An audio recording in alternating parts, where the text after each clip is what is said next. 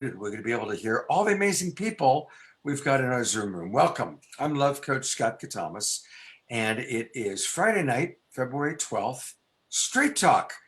And of course, if it's Straight Talk, it's not just Scott, it's Scott and Trish.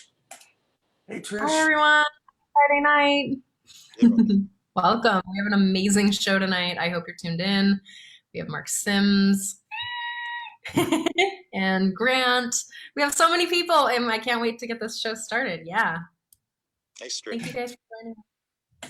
So you're not going to get a whole lot of Trish and I. We're going to be like the rest of you, learning, because there's a lot we're going to learn tonight and a lot that we're going to experience. It's also a little different. We are doing this as a Zoom meeting. So people are coming in, and actually we're going to go into breakout rooms. Now, for those of you watching on Facebook, when we go out into the breakout rooms, Mark or Grant will continue to speak and to share their wisdom and to answer questions. But if you are watching on Facebook and you want to come on into the Zoom room, you can do that. It's really easy. And the Zoom room number, and I'll post it, but I'm going to also give it to you. The Zoom room number is 968-061-81857. I will post that on Facebook. I'll also, encourage you, come on in. That way you can go into one of our breakout rooms and you can participate a little bit more directly with us. But whether you're watching live on Facebook, or I also want to acknowledge that a lot of you are going to be watching the recording. But even those of you watching the recording, still give us your thoughts, your comments, and we'll go back and we'll take a look, and we really try to answer people even 2, 3, 5 days from now. So, and who knows, some of you are watching this on our YouTube channel a week from now, 5 years from now, extraterrestrials that are watching Records of the Earth because they wanted to explore some. I'm picturing an ET somewhere way out there, and it's a history class, and they're studying the history of humanity just before humanity had mass contact. And there was this incredible guy named Mark Sims who helped to usher in the age of human contact. And there he is. Hey, Mark. Hi, Scott. Hi, Trish. Hi, nice to have you back. Yeah, it's great to be back. It's really great to be on your show and talking about something that is my passion and my purpose. So thank you. Mark, tell us a little bit. I'm going to actually put the full spotlight on you. Tell us a little bit about what you've got planned for tonight, and maybe introduce Grant. Yeah, so this program was the brainchild of the one and only Zinka Caro with EXO Metaverse. And we met during the harmonic convergence. She was with Unify, working with them.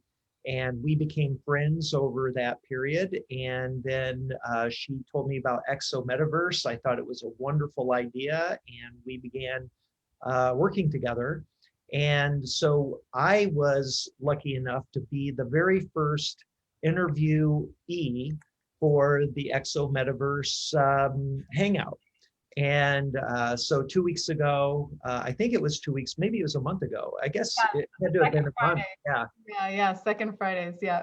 Zinka interviewed me, and the deal was that whoever gets interviewed has to then be the interviewer for a guest of their choice. And tonight, the guest is my time to interview a guest, and that person is the one and only Grant Cameron. And it is a thrill to have him here. Grant, you and I only met recently, but I have followed you for years. And I've been just holding back, waiting for the time to introduce myself to you. I knew that it would be a big deal. What I had to share with you, my personal story, the things I've learned from Tejbar and through my personal experiences over the years, I think would intrigue you. And we had a lot to talk about. So we've been doing that earlier this afternoon. Grant and I had about an hour together just to kind of get our ducks in a row about what we were going to discuss tonight. And we had a wonderful, enjoyable time just talking all things consciousness and UFOs and ETs. And it's really been fun to get to know you and talk. Well, it's an honor to be chosen as your victim for the night. I think we're both on the same sort of page. And as I mentioned to you this afternoon, I'm absolutely fascinated with the radios. This is one of the most bizarre, I call it like the crop circles on steroids. I mean, this is, once this thing gets going, this is going to spread around the world. And that's what it's all about. It's about making contact. It's about realizing that reality is more than just nuts and bolts, and that we are more than just individuals floating around in a random, meaningless universe. I applaud you for what you've done, and everything I can possibly do, I'm going to do to push this to everybody, whether they want it or not. I think it's fascinating. I say, in fact, you were mentioning the video that you just put out with the bags, where you put the bags over the radio. And I thought the microwave was amazing. The bags is even more amazing. Yeah, what Grant is speaking about is yesterday I did another one of my radio experiments, and I had the idea all because of Zinka. Zinka kind of triggered the concept of doing a radio experiment where I establish contact, and then I take the radio, one of the radios that I've initiated contact and I'm getting a strong message, and put it in mylar bags, which act as Faraday cages. And I showed that when I put the radio into 7 nested mylar bags, that it was completely isolated, that I could not transmit from a 8-watt radio right next to the bags and make it connect to the radio inside the bags. But yet I was still getting messages, getting the communications that I had been established earlier. And you could hear it right through the bag. It's really a very powerful and convincing experiment. Yeah, that goes into, I'm eventually going to do a book called The Theory of Wow, where I believe that all the paranormal phenomena, basically, I believe the main thing they're doing is they just want you to go, wow. They do these really bizarre things that, like why they jump around in the sky. They jump around in the sky because they know you're watching and you're going to go and tell everybody. And they do these very bizarre trickster things because they're trying to get your attention. And to me, this was one of the most amazing theory of wow things that I've ever seen. It's people they just sit there with their mouths hanging open. And I've got victims that I'm already going to drag into this. And we're going to spread the word. It's a fascinating experiment. And I applaud you and Jimmy for bringing this out, and I'll do what I can to help you.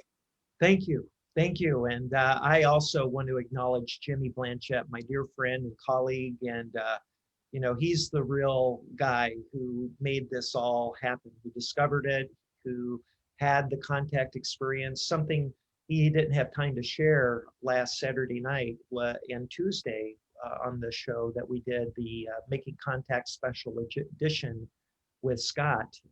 Katamus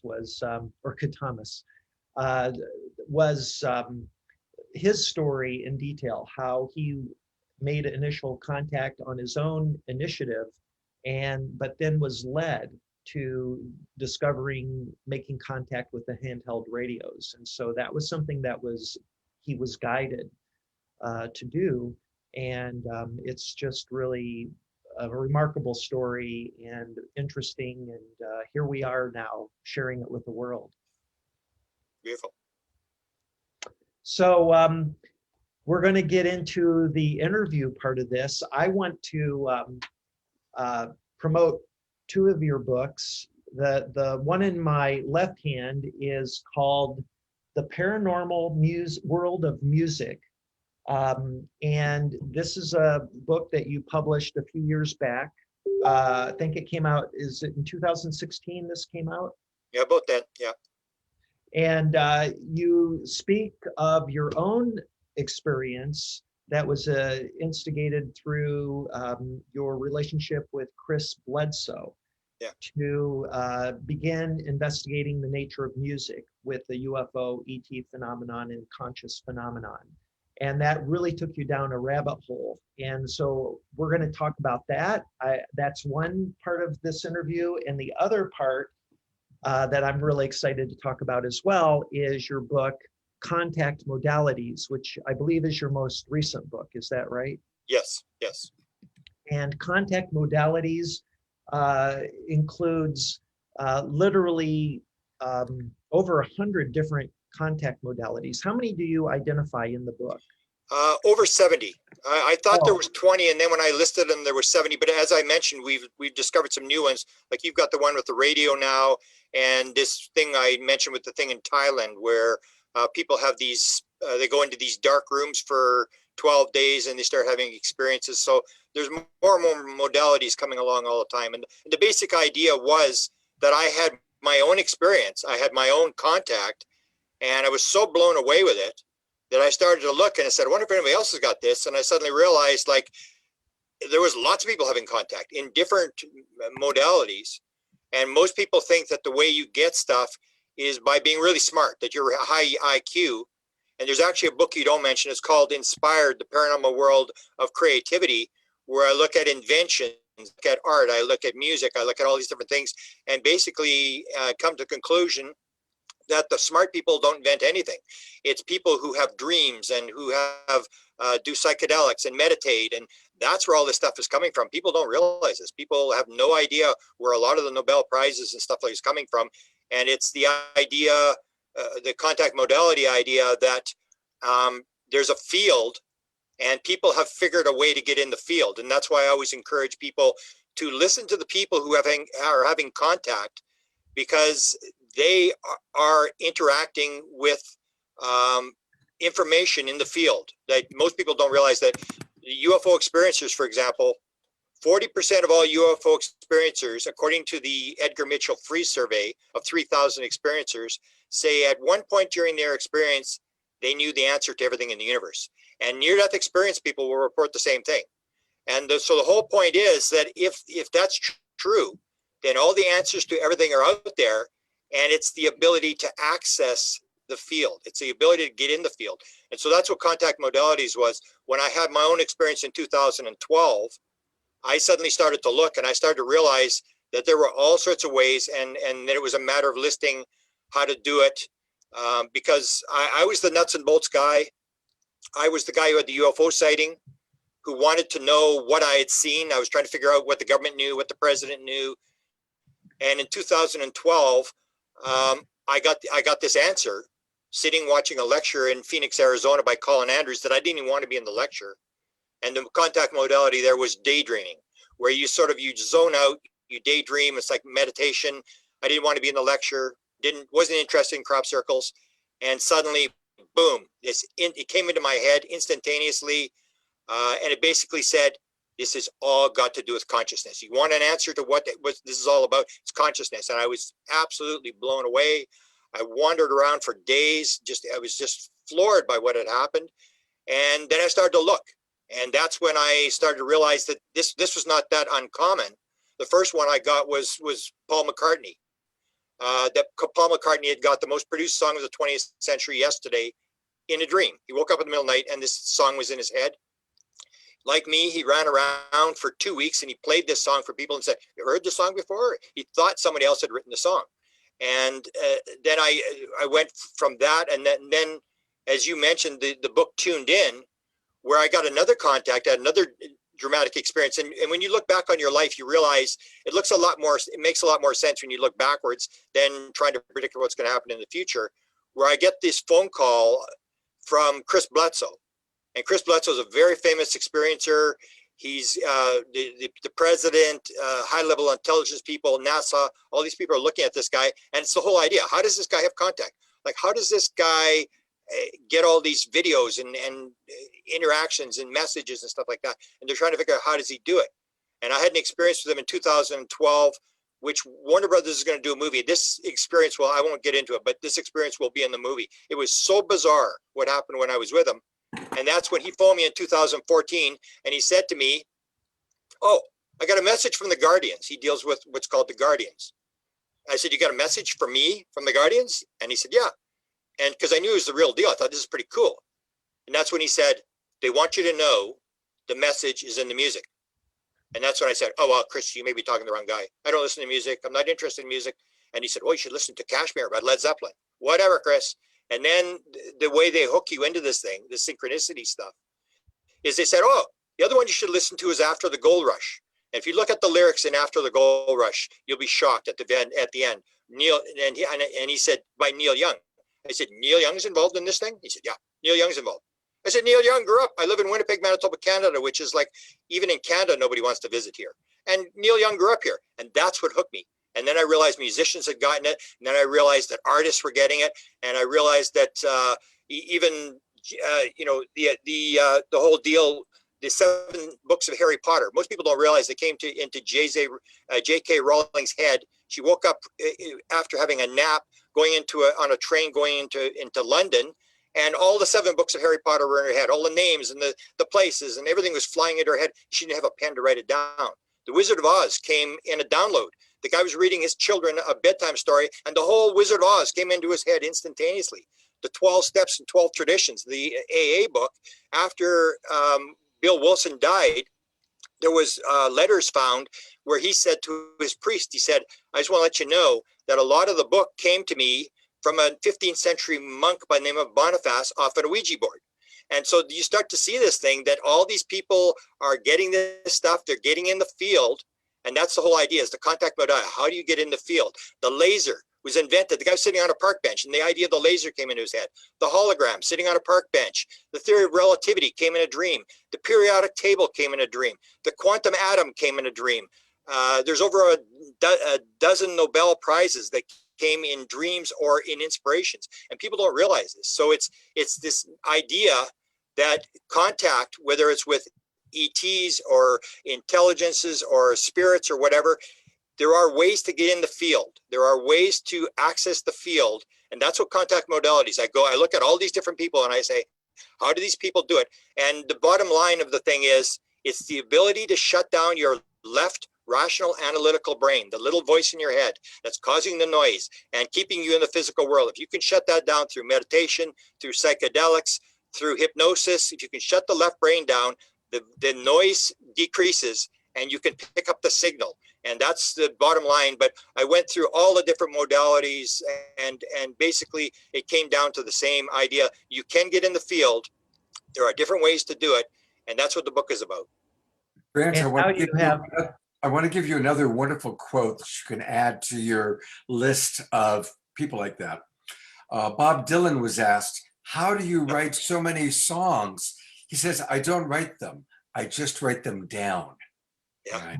Yeah, he had one on, he actually said even on 60 Minutes, they said like Blowing in the Wind came in under 10 minutes. So in the book on music, I have songs that came in less than 10 minutes. And I think I have like 150 songs. He said, where did the Blowing in the Wind come from? And he went, I really don't know. I guess from that well of creativity, I guess. He said, I have no idea where it came from. And or Michael Jackson said he was so embarrassed. He was afraid to put his name on music. He said, I did not write it. He was afraid to put his name on it. And you see this over and over again with these musicians. Or the most famous song ever to come out of Canada was American Woman. And that was by the Guess Who, which is a local band here. And they had the song, they were playing in Toronto. And what happened was they had a break. The guy had broken a guitar string and Burton Cummings was in behind and he's talking to this guy buying records. And all of a sudden the second set started and he goes running up on stage and Bachman had broken the string. He said, he had this riff and he's playing this riff. He said, sing something. And he went, American Woman, stay away from me. They played this thing. And what happened was there was a guy a kid in 1968, I think it was, had a handheld tape recorder and was taping it. He was going to bootleg the thing. And they grabbed this thing. And at the end, they were listening to the tape and they said, where'd that song come from? Nobody remembered singing it, writing it, nothing. They said if that kid hadn't had the tape recorder, that song would have existed. It was on #1 in the United States on the top 40 for 3 weeks. It was the most famous song, and they didn't even remember writing. It was absolutely spontaneous, and you see this over and over again. And musicians are very right-brained. Most people don't realize the vast majority of very, very famous musicians cannot read and write music. Reading and write music is a left brain thing. Practice, practice, practice, read, practice, practice. Right brain musicians, they sit there and they wait. You ask them, how does a song come? I don't know. I just sit there and wait for it and it pops into my head and then I go with it. They can't read and write music. Beatles, Stones, all the big musicians couldn't read and write music.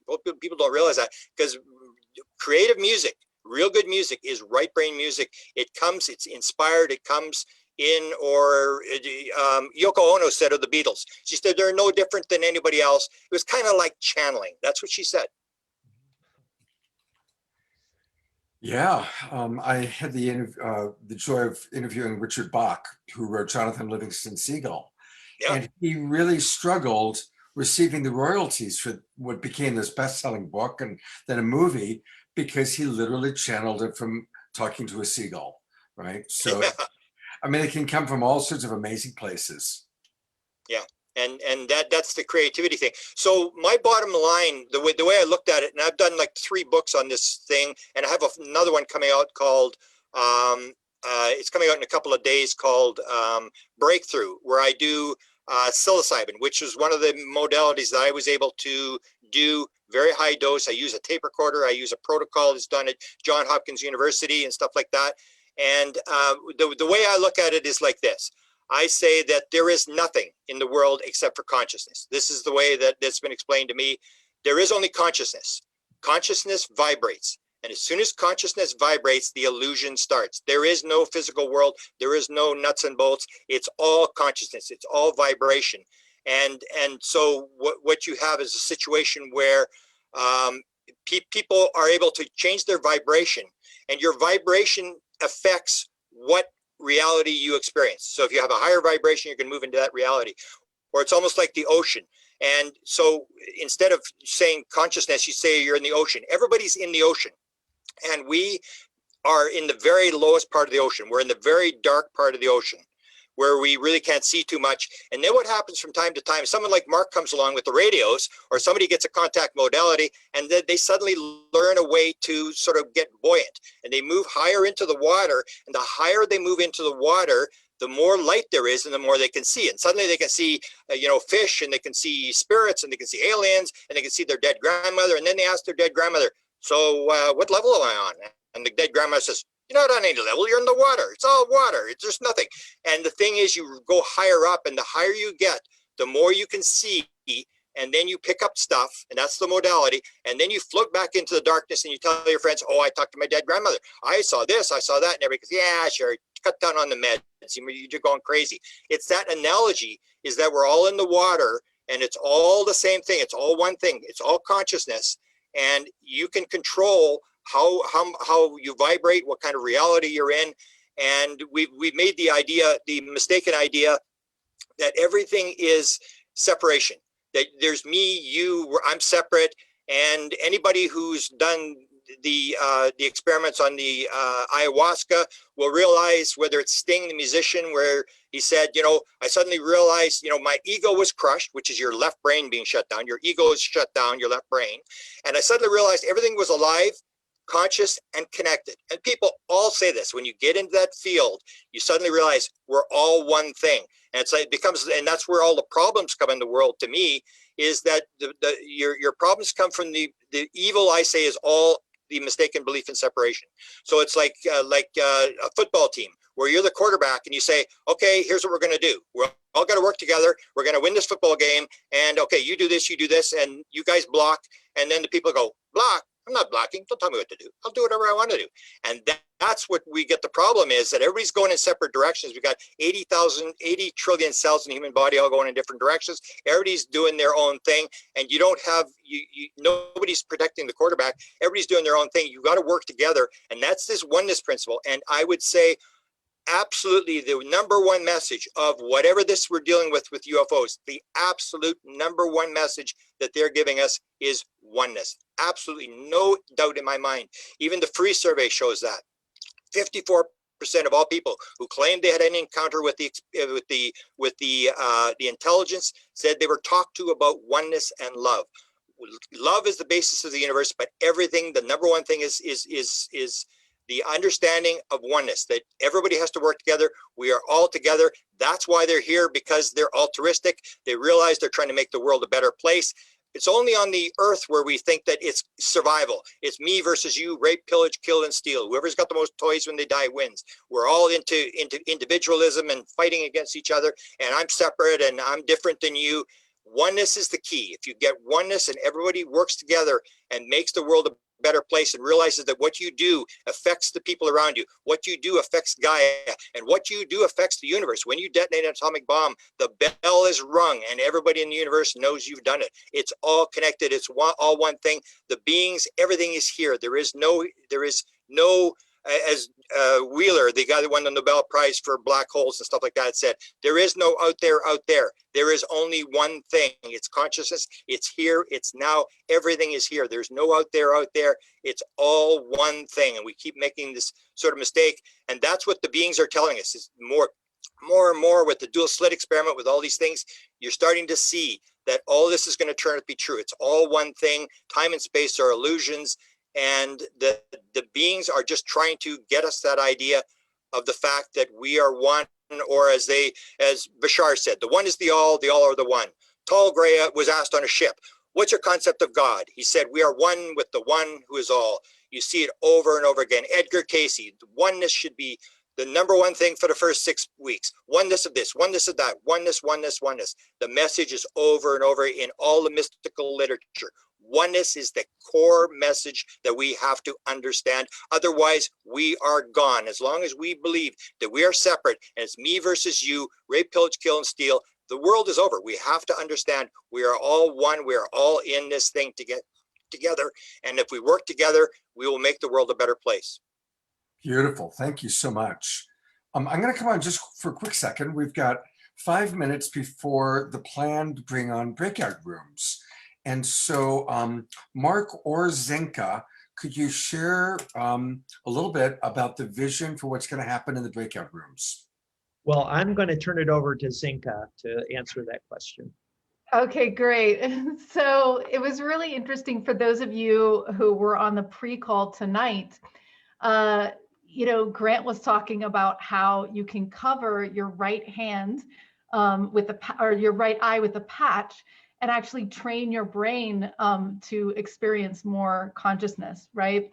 So one of the things that EXO Metaverse is really trying to push out in the world is this idea that we're in the experiential age, right? This whole contact stuff, it's not supposed to be read about in a book. It's supposed to be experienced. And when you learn how to do it for yourself, whether it's through meditation or whether it's through CE5 or whether it's through Mark's radio experiment, that's when you get to share it and teach it to someone else. And that's how we really grow this movement from the bottom up. So EXO Metaverse is going to be organizing a lot of this citizen science. We're going to be creating maps for you guys to find, if you're interested in remote viewing, what is the best class out there, right? What is the best video out there? So, we have Gaia and it teaches us, about some of these realities, but now we're in the doing, and tonight we're going to be in the doing too. So this isn't just, a show where you're not involved. You're here, and we're so glad you're here, and we're so thrilled you're here. So we want you guys to connect with each other. It's something that we've heard over and over again is people need to talk about these experiences. They need to ask questions. So you're going to be in a breakout group of 4 people, and after the breakout groups, we're gonna spend a half an hour allowing people to come forward and talk about their first contact experience. Okay, it could have been plant medicine, it could have been meditation, right? So you're gonna have 4 minutes or left, and we're gonna take as many people as we can get into that half an hour for the My First Contact hashtag series that we're doing across the network. So you can talk about that when you go on the breakout rooms. You can talk about your first experience, or you can talk about some questions that you're having, or you can talk about something that's coming up in your life or some of the curiosities that you have. So it's up to you. Each person gets about 4 minutes, right? Because we're gonna have 20 minutes total. You can have a little bit of back and forth. If you don't want to go into your breakout rooms, you don't have to go. You can stay in here. Mark's going to continue to ask Grant some questions, and we'll see you back in 20 minutes. Enjoy. Okay, so I have the breakout rooms all ready to go, and I am now opening all the rooms. And again, it's important, all of you are now getting a little message that says, click here to join room. And so definitely you want to do that. Click there so you can go into your room.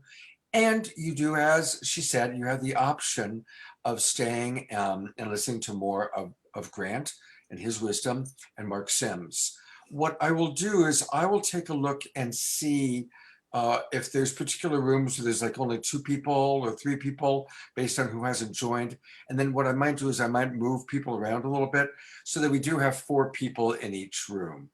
So everybody do please click here to join room.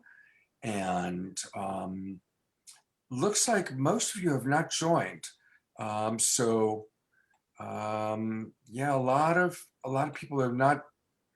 There we go. So again, I'm going to wait one more moment and click if you want to join. And if you haven't, then I'm going to start moving people into other rooms. And for those, we've got 5 people that have just come in. I'm going to assign you guys to rooms. And again, just click if you want to join them. Okay, I'm going to put the spotlight back on Mark. All right. Well, thank you, Scott. And for those of you that have decided to stay with Grant and myself, we'll try to keep this going and keep it entertaining and interesting. I'd like to have Grant share his first contact story. Could you, it took place in 1975, is that right, Grant? Yeah. Yeah, it took place. I always point out the fact that I was raised very religious. I was supposed to be a minister. They intended that I was going to be a minister. I was preaching very young in church and stuff like that. But I really had faint hope that there was any miracles in the world. You hear paranormal stories. I'd read Edgar Cayce. I had no interest in UFOs. So the only reason I went to have this experience was that the small town was seeing these objects, and I said to my friend, let's go out there instead of driving around the city. He said, okay, we'll go. We didn't go for 3 months. And then the local TV crew, this is why the experience keeps dragging you in. Like there's another side. This is not random. And they got a thing, they got this thing on the ground, jumping off the ground. They photographed it jumping off the ground. The guy who filmed it had never shot a TV camera before in his life. It was just the weirdest thing. And then it went viral in the city I was in. And I said to my friend, come on, let's go. So I always describe it as I bought the lottery ticket, knowing there was a chance I could win, but knowing I'm not going to win. Everybody else will see something. We're not going to see anything when we go out there. We went out, we drove around for an hour. We didn't see anything. I had no interest in background in astronomy or anything. I didn't know what people were looking at. We were looking at it, like, what are they looking at? And it's like, and so an hour later, my friend said, okay, we'll go into the town. Carmen was the name of the town. We'll go in one more time. If we don't see anything, let's go home. And my exact words were, fantastic. This has been a total waste of time. We turned the car to go back in, and it appeared, and it was not a light in the sky. I look back and I say, they wanted me to see this for sure. It flew right in front of the car. It was down low. It was bobbing up and down. It was red. It was pulsing. It looked like it was alive. It was this plasma object. And I just went, and everybody in the car did the same thing. They went, there it is. Nobody said, oh, is that what they're looking at? I wonder if that's what, there it is. It's like, and I just fell off the edge of the earth. I mean, I was getting out of the car. The car was still moving. This thing was down low. It was going in behind these school buses that were parked outside the town. And I still remember I was watching it as it flew away, and I just went, oh my goodness. And it was just and it occurred to me, what was it doing? And that was, I remember that from 46 years ago. It was one of the most important things was it wasn't doing anything. It was the theory of, wow, it just wanted you. Here we are, like here we are. You see us? And then the second night, it came directly at us. I dragged all my friends out the second night. And I said, you got to see this. Like, it's almost like I get very excited. It's like, oh man, you got to see this. This is the most amazing thing you've ever seen. And I dragged all my friends out. And there was 25 people on the road where we were, because a lot of people in the big city where I live were going out there. And we waited, and nothing happened. My friend said, we're going home. I said, no, you got to see this. Stay. This is the most amazing thing you've ever seen. They said, nope, we're going home. We're hungry. We're going back to Winnipeg for pizza. And all my friends took off and left us there. And the thing came at us the second night. And this time it was jumping around the sky. It was flashing around the sky. And I remember the people were swearing and yelling and screaming as this thing was coming. And the one girl couldn't see it. And she's going, I can't see it. Can't someone show it to me? She's crying. And the guy had a car with a camera with a motor drive. Nikon had just brought out the motor drives to move the film very fast. And he's going click, click, click, click. And he's just unloading the camera as this thing's coming at us. Came right at us, down low on the deck, couple hundred feet off the ground, right at us, made this turn. And again, it was the same thing. It just sort of flew off, pulsing away. and not doing anything. And it was just the idea, like, what's it doing? It's not doing anything. And that's where I got this idea of the theory of wow. They just want you to go, wow, because I just went crazy. The rest of my friends went on with their life, and I just went crazy. But I went to sleep until 2012. I was busy trying to figure out who had the answer to what I'd seen. Because I said, I don't know what this is.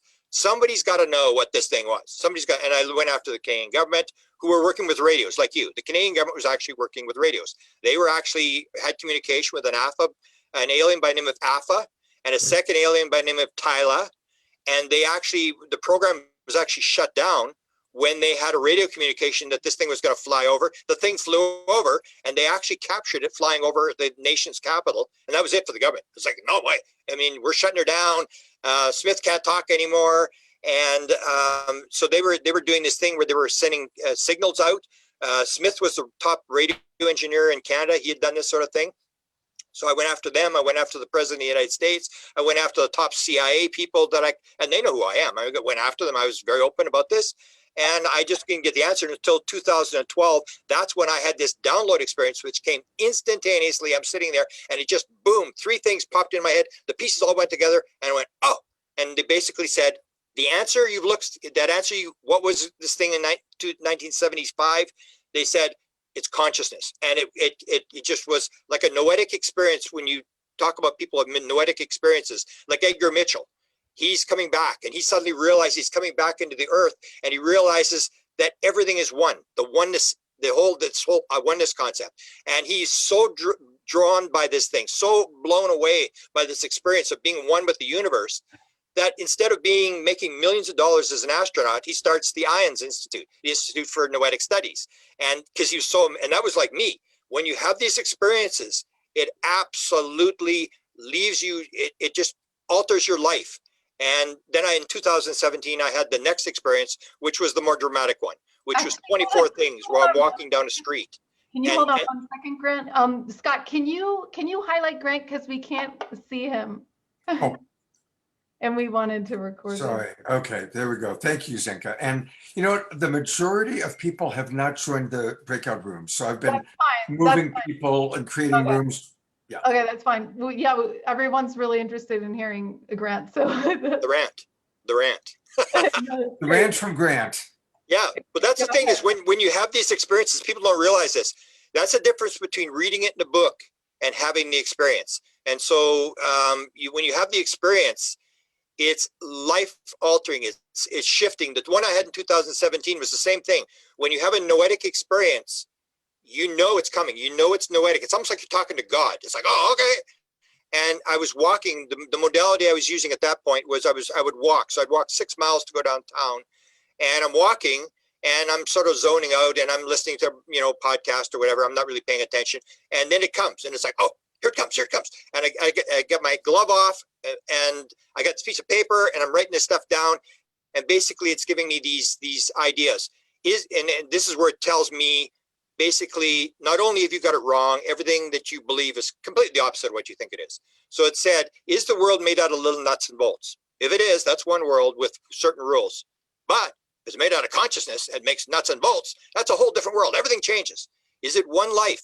If it's one life, well, that's one world with certain rules. But if it's multiple lives, if you live multiple lives, all the rules change. And it basically saying, you think it's this, it's actually this. And then the big one was the oneness thing. Are we random biological robots floating around in a meaningless universe, or is everything connected? Is everything one? That was the big one. It was the idea. It's oneness, and that's what you see over and over again in mystical literature. Is this whole concept of oneness, that everything is one, everything's connected, everything's alive. And if you take the world, that's the way it worked. But for me, it was just an experience that started. I didn't intend it. I didn't intend to do the music. I got that message. I did the Mission Rama thing where I was doing the contact with anybody who's dealt with Mission Rama. All these people from Peru, there's now 25,000 of them around the world, where they have these, they use automatic writing to get messages from the beings, and then the beings tell you where it's going to happen exactly to the minute. I didn't intend to do that. I got dragged to California against my will to go sit and meditate for world peace on a mountain. And as we're going across the desert, going there, suddenly the cell phone rings of my assistant Desta, and suddenly here again, we're getting a message from an alien. And I said, what's the message? Get the message, get it. Because I knew the first one had turned into a book. And when I went to Mission Rama, they told me not only where the sighting was going to take place, but exactly what minute. It was 9:33 when it took place. So when this thing started flashing over my head at 9:33 at night, let me tell you, I was blown away. It was no spectacular thing. I've seen much more dramatic things. Just this flashing thing just kept flashing above my head, but it just blew me away. And I said, okay, I've got to write this. And I wrote 2 books on these Mission Rama people who from time to time can open these portals, Zendra things, where the beings come through. You go into the Zendra, there's 7 people, and you're interacting with the being inside the Zendra. And that's was my whole life, was just being dragged from one thing to another, where now I just sit calmly, and when I get an idea in my head, I go with it. I don't question it. And I think everybody, once you open up and shut down that left brain that keeps saying you're stupid, don't listen, this is all nonsense, you can shut that down. You pick up the signal and you will be directed, whether by your higher self, by beings, whatever it is. I think it's all the same thing, that once you get into that higher dimension, it's all one thing. It's all one. So they're just vibrating at a higher level, and they're trying to help you. And you've got to pick up the signal, and you've got to go with the signal when it comes to you. I'd like to interject and share, some of the things I learned through my Tejbar communion, and that speak to this question of consciousness. And one of the big takeaways that Tejbar mentioned to me is that a way to look at ourselves is as a stringed instrument. And this was as a consequence of me studying string theory at the behest of Tejbar. We spent 13 days in a state of communion.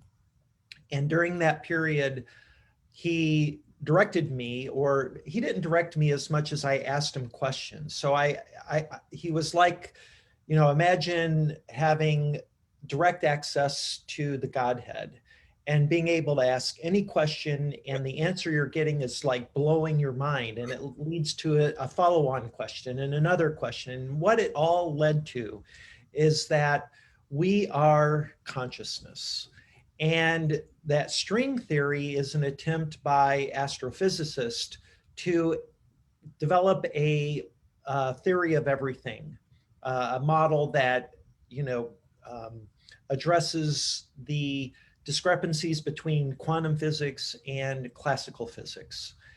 And one of the things that string theories come to the conclusion of is that when you drill down with energy or matter, you continue to subdivide all the components, and you get to that point where you can no longer divide the constituent unit of matter or energy, that thing is a vibrating string.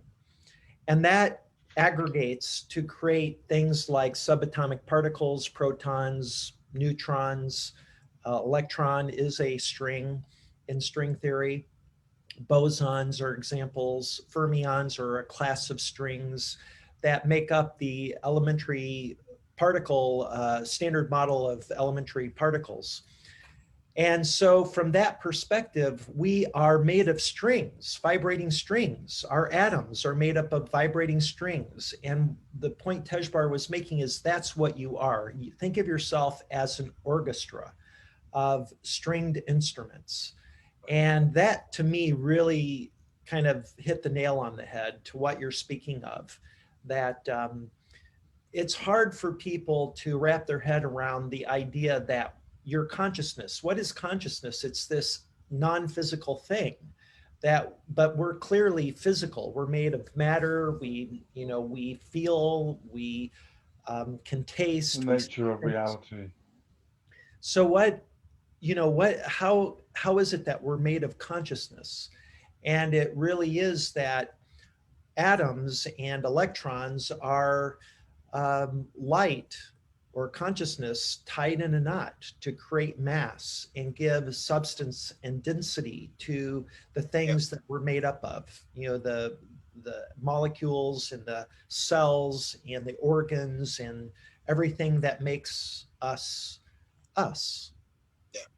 And that's why I say it's so important to listen to experiencers, where most of the UFO community wants nuts and bolts. They want technology and stuff like that. And I say you got to listen to people like Mark and people who are interacting, because they are getting material out of the field. And one of the things that was given to me was this idea about the wrong blocks.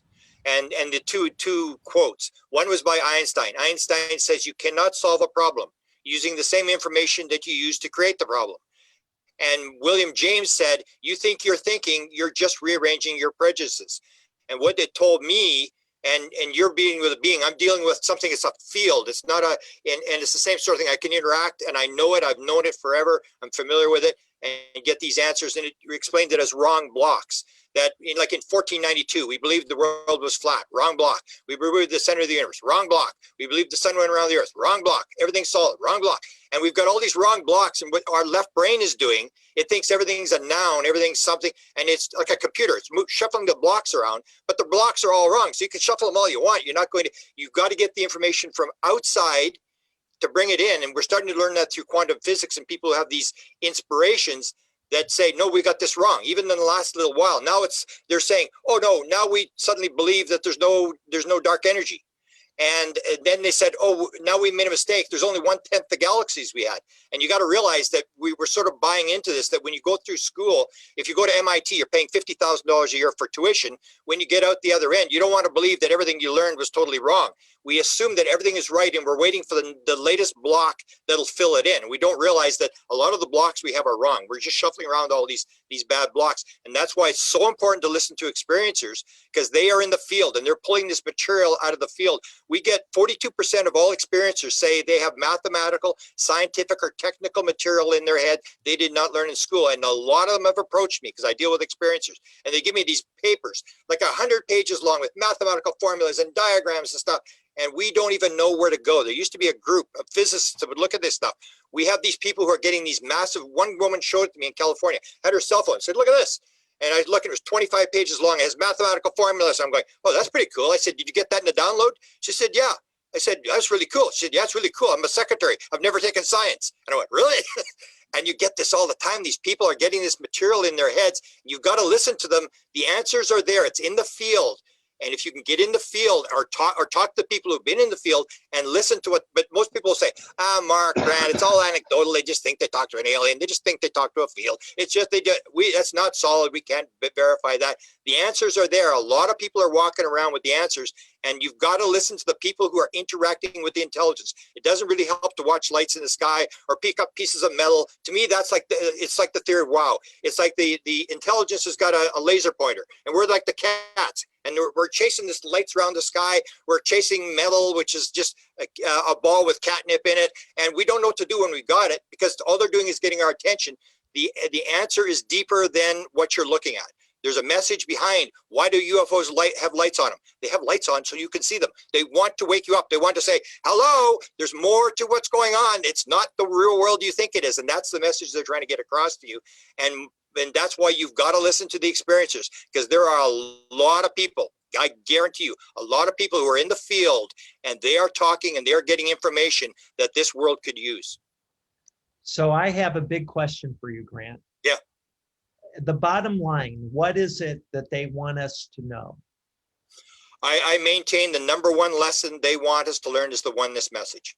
That you are all one, you are all together. We are here. Even the idea where people say, why would they come and be altruistic? Because that's the way the world works.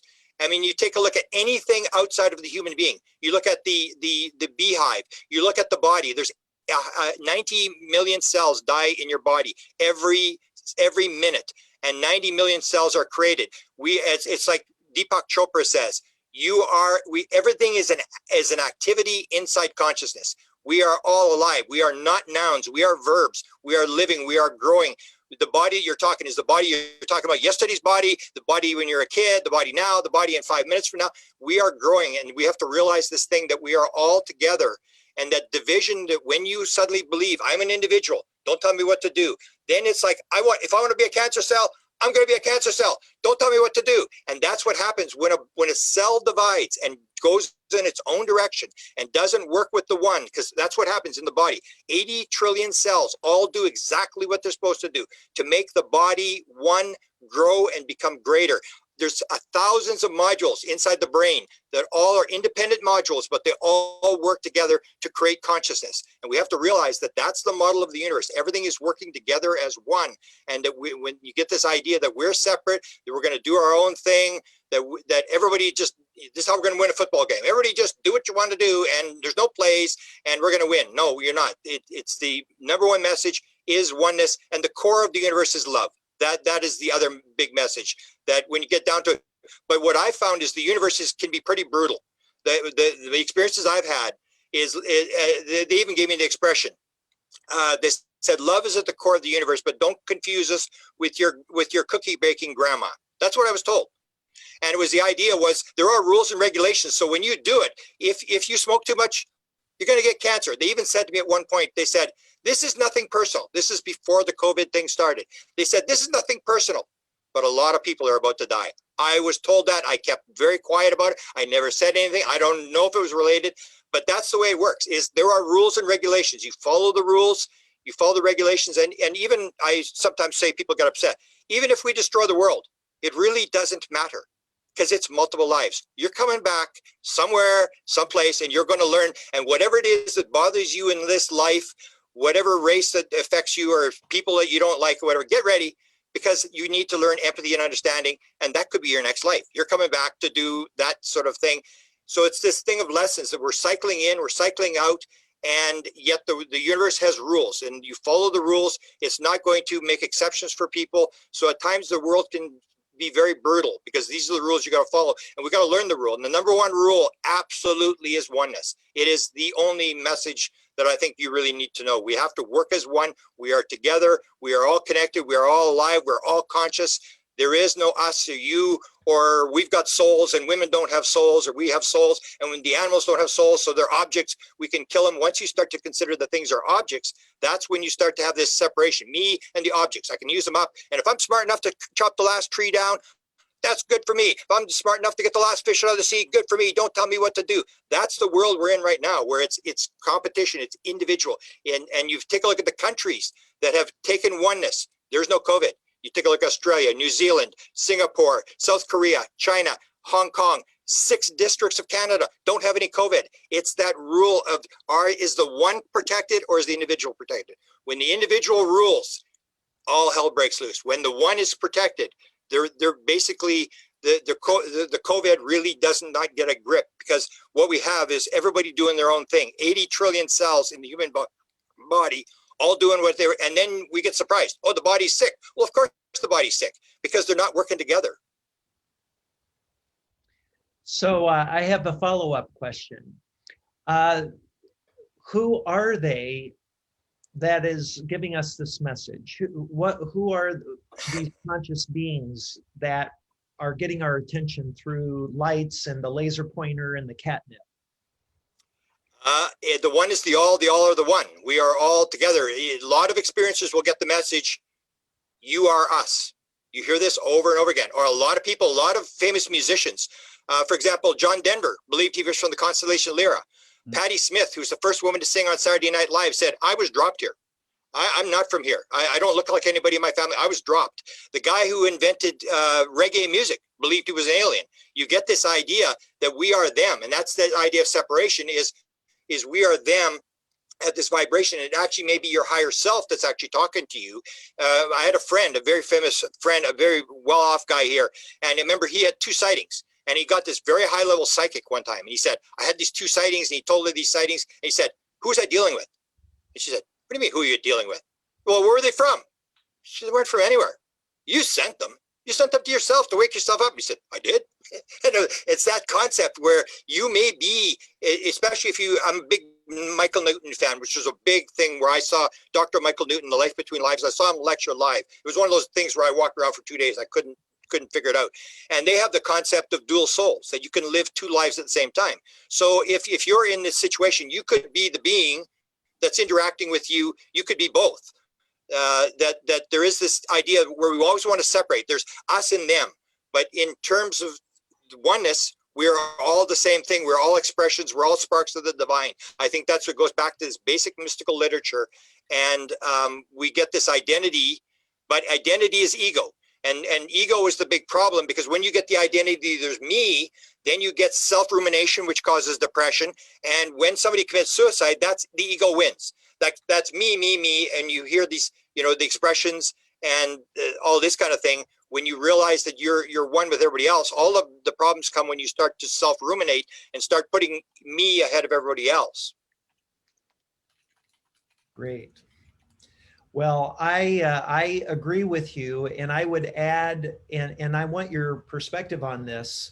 I would add that we do have extraterrestrials from other star systems visiting this planet, and they have advanced technology. I believe they're spiritually more developed than we are, and they're operating from a perspective of kind of keeping hands off until we're ready for contact. And that's why it's starting to happen now as opposed to 100 years ago, although there's, you know, clear evidence of contact having been made 100 years ago. But it wasn't as significant, I believe, as it is now. And that's because we've come much further. We're a century more advanced technologically speaking, and that has helped us prepare for the reality that we're not alone. That's going to be a big shocker for a lot of people. Okay. Let me talk to that, because I differ a little bit on people. I'm going more the Jacques Vallée. I used to think Jacques Vallée was crazy. This idea that it's actually ET. The one message is all the world's a stage.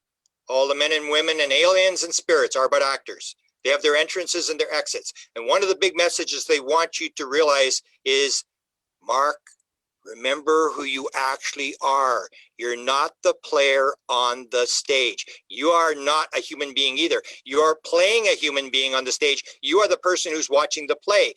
Don't remember who you actually are. So when it comes to the whole concept of the alien thing, we have this concept that there's us versus them, when in fact they are playing a role as well.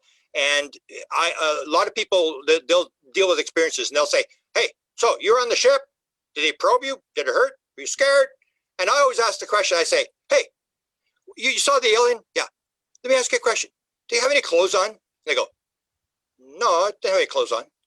And then I say, did it have any sex organs? They go, no, they have any sex organs. Did you ask it if it was an alien? I've got a number of experiences who actually did. They wouldn't ask, are you actually an alien? And you know what the alien says?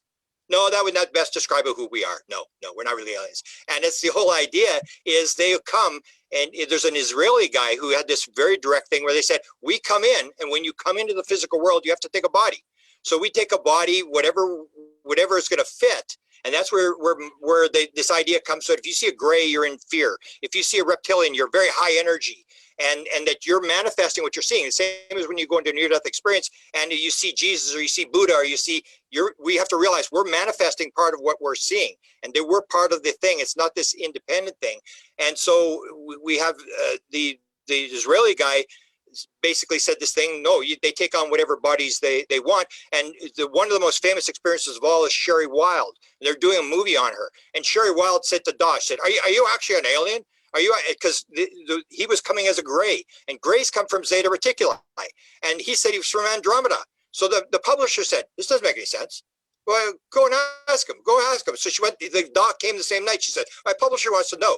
You said you were a Zeta. You look like a Zeta, but you said you're from Alpha Centauri. Are you actually an alien? And he said, that's what he said. No, that would not best describe who we are. We are, what's the word? Eternal. We are etheric beings working on behalf of the creator, something to that effect. And he said, well, so why do you come looking like this ugly looking gray thing? And he went, what do you mean gray thing? He said, she said, why'd you come as a human being? And he said, well, that body's not functional. We use a gray body because it's more functional. She says, well, you scare me every time. Every time you wipe my memory, and then every time you come, I'm scared because you got this ugly looking gray thing, and you scare me. And he said, I scare you? And he said, do you ever look in the mirror? He said, when you come to us, because she's got big teeth, she smiles. When you come to us with those teeth, we see those teeth coming and we think you're going to eat us. That's what the alien said to her. And you have over and over again. So when you get an experience, you ask him, did you ask him if he was an alien? Or you get the thing where I say Betty Andreasson, one of the most famous abductees of all times, her and her husband, 1946, their first experience. They've seen the alien their whole life. I said, hey, to Bob Luca, the husband, I said, hey, did the alien ever get any older? And he goes, no, but aliens live a long time. Everybody will say the same thing. The alien never gets any older. So if it's an alien from another planet, it doesn't have any sex organs, doesn't have any nipples, doesn't have a belly button, doesn't have sex organs, doesn't get any older, then you got to start wondering, like, what are we really dealing with? And it's the whole idea. We are not humans. They are not.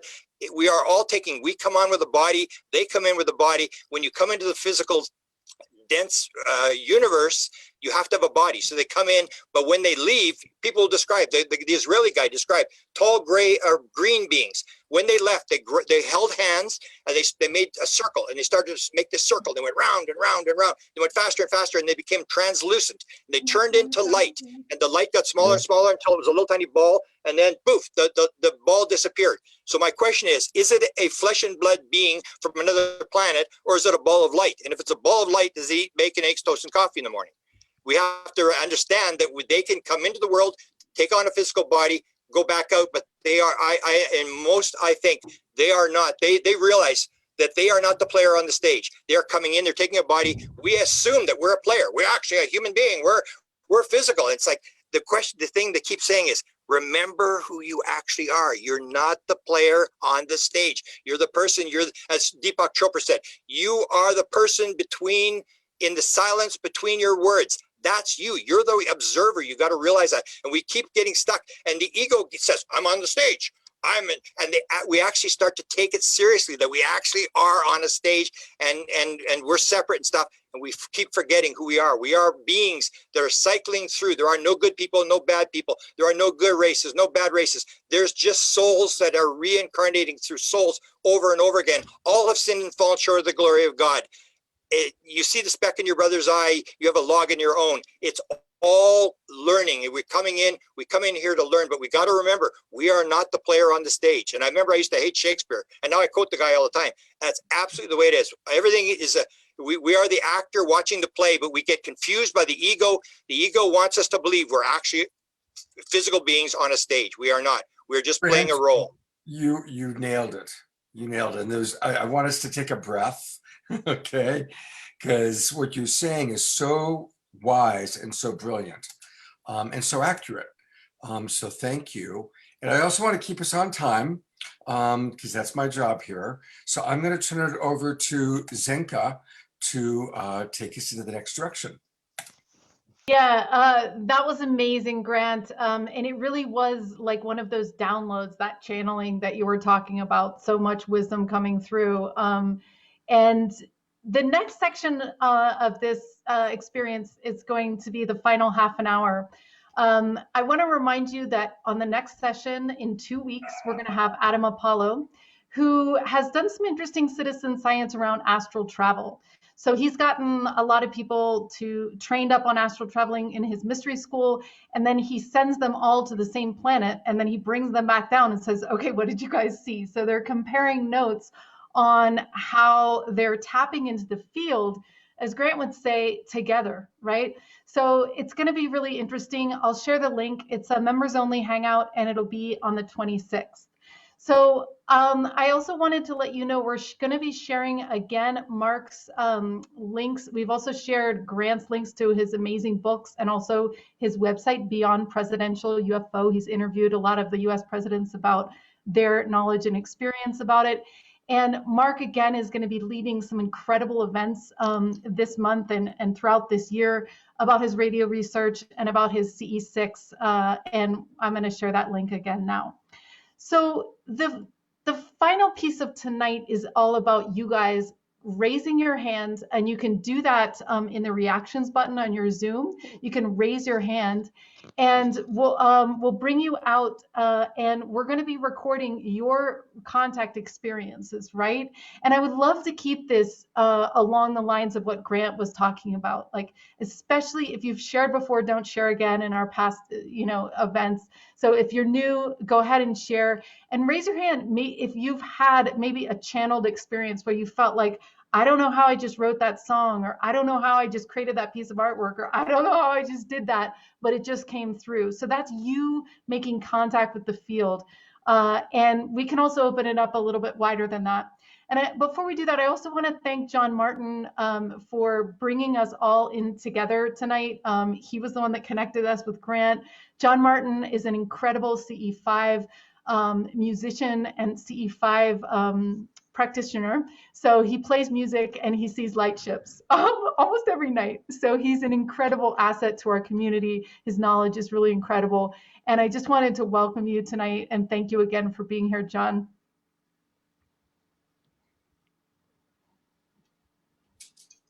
Thank you, Zinka. It's such a great pleasure to be here. And Grant, you've always been a really big influence for me as well. And I've used music to connect with the universe. I've spoken to President Carter about UFOs, and we had dinner together. And that was the impetus for me trying to experiment to go out and just project music and positive thought into the universe. And almost immediately, I had a purple dome-shaped craft with a pink ring around it that came over our home, and then 4 beautiful craft in a straight line, and then really massive cross and crescent-shaped craft that came over. And they've given me many gifts in the form of cloud shapes and hearts, and I've had beings come in from different portals, and it's just been an amazing thing. And it's what I like to do is just project what I love, which is music. And that's a crystalline, very important piece of my being that I project into the universe. And I think everybody, my phone does that, sorry. I think everyone has something that's very special and important to them, and use that to project into the universe. And you will be surprised. Just it's almost an immediate reaction. And I've had hundreds and hundreds of these beautiful events that are interactive, and they're growing in intensity. And I've had actual beings come to me, which is an amazing thing. And it's just been a great journey, and I thank you for your time today. Beautiful. I'm aware of your story, and you're on the path. When you get on the path, you know you're on the path. And I appreciate what you're doing. That's what I believe. We come into the world to do something. All we have to worry about is what are we here to do, and don't worry about everybody else. And you're on the path. So I was familiar with your story, and I appreciate your sharing. Thank you for that. It's a noble effort, and I think it can elevate the world. And I think we can really make changes that are beneficial on a universal level. And I'm getting reactions from the universe when I ask questions in that manner. They will flash with recognition. And I was in meditation, and the word that came to me was peace to all. And that was over and over. That word just came to me, and I wrote a piece of music called Peace to All as well. And I've been on national television twice now, and so I'm trying to share the message, and it's really been an adventure up till now, and I have no intention of stopping. Beautiful. Beautiful. Thank you. Thank you. Thank you, John. So we're going to start hearing from some of the people. And just a reminder, if you want to speak about your contact experience, please make sure that you've got your name in your box so I can identify you, and then send me a message in the chat box, and we will do it. So we're going to go with Catherine and then Intellici. And a reminder to please keep it to ideally 3 minutes, 4 max. What I'll do is at 3 minutes, I'll just kind of give, if people are at 3 minutes, I'll keep a stopwatch. I'll try and kind of say, okay, I'll come on. You'll just see me briefly kind of giving you a little, let's wrap it up. So we're going to hear now from Catherine. Hi, everybody. Hi, Catherine.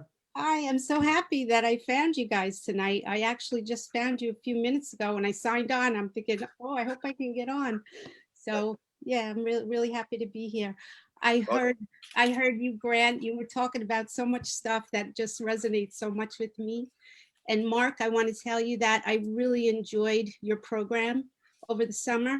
That it really made my heart explode, because I've had so many experiences over the years myself, and I'm so grateful for every experience I've ever had. Yeah, so I feel like the beings that I have had experiences with are beautiful, heart-centered beings, and they come to me in all different kinds of ways. They show up here in my yard, in my consciousness, in my dreams. As I'm waking up, I see them. They speak to me. They speak through me, and they left me so much evidence of their appearances over the years. They come through in all different synchronistic ways, so many creative ways that blow my mind, that I just constantly am in awe of the love and the joy that they bring through. And I've been documenting this for years, and they want me to write about it, and I started doing that. And I'm gonna be doing some, putting some books out there eventually. But Well, I encourage you to do that. It sounds to me like you have some amazing things to share with people. And I have been inspired by people before me who had the courage to come out and share their own experience. And that's what ultimately gave me the courage to do it on my own. And if I can inspire you through what I've done, and just seeing you tonight and hearing you, please share. You should write it and oh, publish. I am. I've been writing for 4.5 years now, but it keeps kind of getting on hold, and then I'm into something else. So, but I've been in the process for quite a few years, but I'm going to get it out there. And I feel like I just can't wait to meet everybody, because I know so many people are having these experiences, Right. and so many people are open to these experiences too, which they're for My everybody. assistant and I help people with books. So if you need help on getting it out there, we can help you, show you how to do it. You are in the Super Bowl of all stories. 500 years from now, everybody's going to think these are the luckiest people in the world. You're in the Super Bowl. You should record your story. Go ahead and do it. Oh yeah, yeah. It's exciting. I know it can be lonely for people too, because a lot of times family members don't understand this. And so, people can feel very isolated. So that's why I think these kind of programs are really good, to bring people together so they can talk and share. Because a lot of times, people end up where their relationships fall apart, their marriages fall apart, their family kind of even turns on them and thinks they went crazy, That's the, you got to realize though, that's the pattern. That it's Yeah, almost like that is that's the part pattern. of the way it works. Yeah, That to I keep was you grounded or something. It's always that way. I had a big awakening about 12 or 13 years ago, and they thought I went crazy because I was seeing all my spirit guides and my deceased relatives. But my guides wanted me to see that a lot of people that have these spiritual experiences, they end up taking them to mental institutions, and they get put on all kinds of medications. Well, they're not crazy. They're having spiritually transformative experiences, which are part of this, the UFO ET also. You're absolutely right, Catherine. I'm going to come in just because we've got 7 people who want to share. So I want to, share the wealth a little bit. Absolutely. So if each person could really keep it to 3 minutes, so we have time to hear from everybody. And I'm going in order of how I'm seeing people. So Intellichi, do you want to turn your camera on? I'm good with it the way it is. I'm in bed. Okay. And I'm handicapped. Oh, okay. I'll keep this short. One of my experiences, my most recent experience, I have so many, and I agree with so much of the things that were said. Thank you for being you, everyone. So I'm at the supermarket, normal day, clear sky, I'm climbing out of my car. I decided to look up. I have like, you call the angel numbers like 333, 444, 11. I had one of those callings. I look up, and there's an orb, sort of like a mylar balloon, but obviously bigger and not flying in those patterns. And it was there. I knew why it was there because there was two low-flying airplanes have a local airport, so there's a lot of Lear jets coming and going, and then there's a little Cessna traffic, and these two planes were pretty much getting close to each other, and that's why it was there. I knew the consciousness right away. I could feel into it. I knew it was there. I looked up. It made sense to me. I had that sense like the movie Horton Hears a Who. We're here. We're here. Where all consciousness exists inside the one little dandelion. We've all been given that already, but can you expand that to be real in your life? This is one of the ways I see it. So then the planes got, obviously we're drawn to pay attention. You guys are getting a little close. We're here for that. And then it went off in its direction gently, kind of like a mylar balloon. It could have been misunderstood, but I knew exactly what I was looking at, and I could feel I was one with the consciousness. And entelechy is the state of something when its potential has been fully realized. Beautiful. Thank you for sharing that experience. Thank you so much. I bet others. I bet. Here's Susan Terry. And you got to unmute, Susan. There we go. There we go. You're on camera. We can see you. Welcome. Thank you so much. I just found this group today or yesterday, and I feel like I'm at home. I finally come home. Everything everyone said here is just, oh my God, I'm not crazy. I'll be really quick and give a very brief synopsis of events. When I was 2, I got the MMR vaccine, and I got very sick, and temperature went to 109. I ended up leaving my body. I remember every detail of the experience. I remember leaving, hovering over, and crossing over to the other side. Amazing, phenomenal, beautiful experience. Meeting a man named Jesus who didn't look like the ones in the church when I came back, because I'd never been to church. But I did see a picture of him. There's a painting that Akiani painted of Jesus, and that was the man I met on the other side. And he sent me back. I learned I was in a coma for 2 weeks on life support. Years later, I learned about this. I had amazing experiences of wonderful gifts that I thought everybody had. I thought it was normal to see auras and to see spirits and to read palms and cards and tea leaves and all those things. It was just normal. And I thought everybody could do it. I didn't find out till my teens that wasn't the case, but that doesn't matter. When I was 17, one night out with my boyfriend in Niagara Falls, I'll do a short version of this story.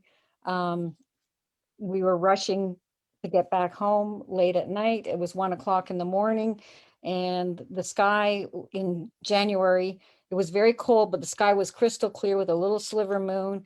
And we came up by Shadowgate Winery near the country, and there was an old schoolhouse about 100 feet ahead of us. The van died, just died. No click, no nothing. And I saw these lights hovering over the schoolhouse. And at first I thought it was a helicopter. I said, what the heck's a helicopter doing here at this time, 1 o'clock in the morning? And then I realized it was disc shaped, had a green pulsing light underneath, red and white going around, and it was hovering there. And I thought, oh, since I was 4, I used to pray for a spaceship to come and take me home. I prayed at Star Sirius. And I thought, oh, my ship's here to come and get me. And I was about to run out, but my boyfriend freaked out and grabbed me. And then there was another ship and another ship and another ship and another ship. And then they all took off in a V formation. Wow. And as soon as they took off, the van started like it was never anything wrong with it. But since that time, from that moment, I knew that everything I was experiencing was a falsity. It wasn't the reality of the consciousness that you were talking about, Grant.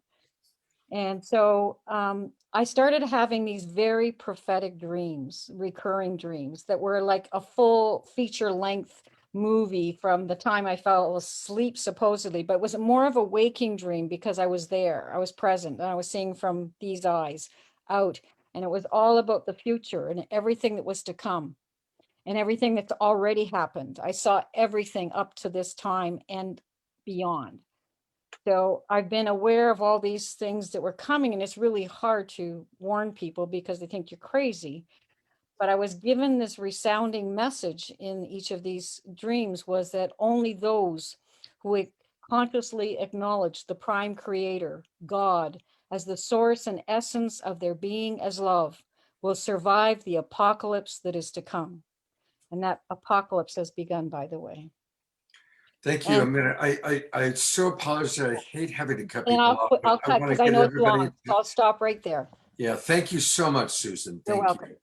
All right. Greg, it's your turn. Hello, everyone. This is a story that of an event that took place in '94. No, actually it was 90. Yeah, it was '94 January. And I had just really begun trying to figure out what was what in my life. I had a lot of experiences from before I was 4 years old and on, but I really didn't know what they were. But at this point, I was exploring near-death experience and starting to read some books. And I went with some people that I work with, some women that I work with who went to Cozumel. And one evening I was sitting on the porch of my place and I was a little bored. And my friend Debbie said, "Here, why don't you read this?" It was, excuse me, it was Elizabeth Eady's Saved by the Light or Embraced by the Light or something.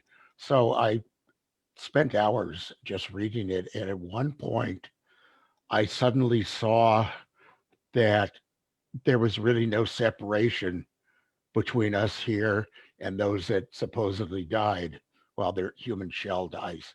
And I literally saw that everything was completely connected and there was no separation in in everything. And as I did that, the forest lit up became a gold color. It was absolutely amazing. And I've never forgotten it. It changed me quite a bit. And then from then on, my world was spun over again and again. But that's all I'll say at this point. But Thank you so much for Thank sharing. you. What a beautiful experience. Thank you. It was. Thank Carol you, Stace- Greg, and thank you so much for all your help on the EXO Metaverse coding. We really Absolutely enjoy it. Yeah. Okay, Carol Stacy, you are up and the camera's on you. Unmute. Okay, folks. All right. My cousin and I saw, we were playing badminton over the garden wall. This was 1956. It was a daylight sighting. And we saw this silver disc just hanging in the sky, absolutely silent.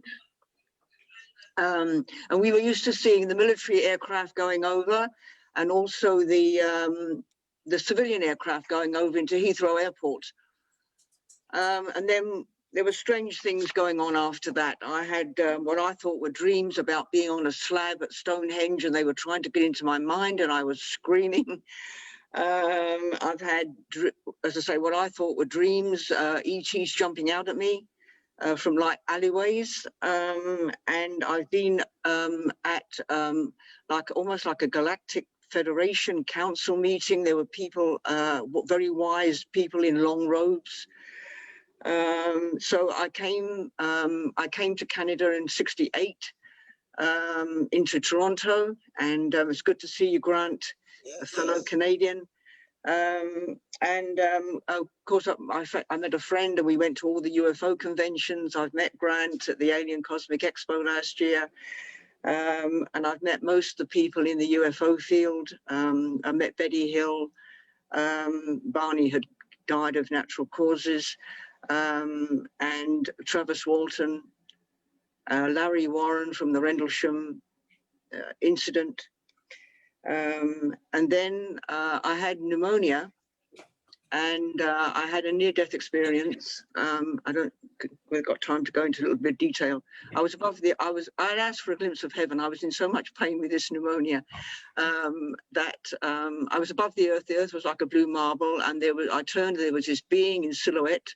The light behind it was blue-white, like a welder's torch. Our sun was yellow compared to this light, and the love that this being had.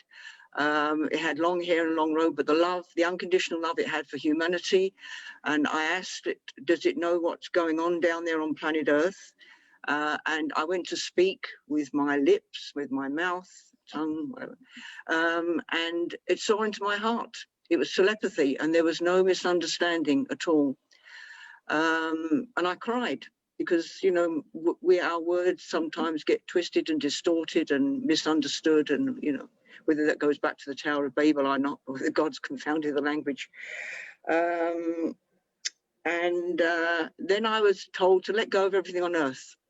And I thought it was the physical things, earth, air, fire, water, plants and animals. But even the love I had for my mother, anything that would keep me earthbound, anything that would keep me attached to earth.